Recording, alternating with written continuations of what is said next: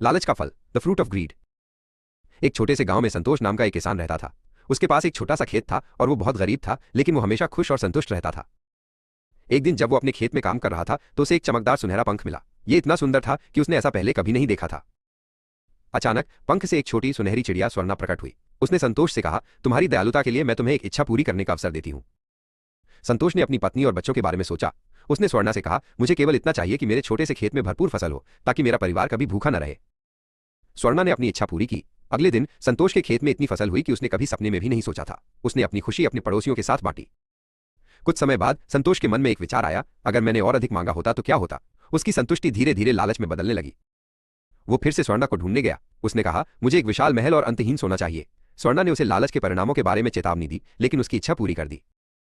संतोष को उसका महल और सोना मिल गया, लेकिन वो अकेला और दुखी महसूस करने लगा। उसके पुराने दोस्त अब उससे मिलने नहीं आते थे और वो हमेशा और अधिक की चाहत में रहता था।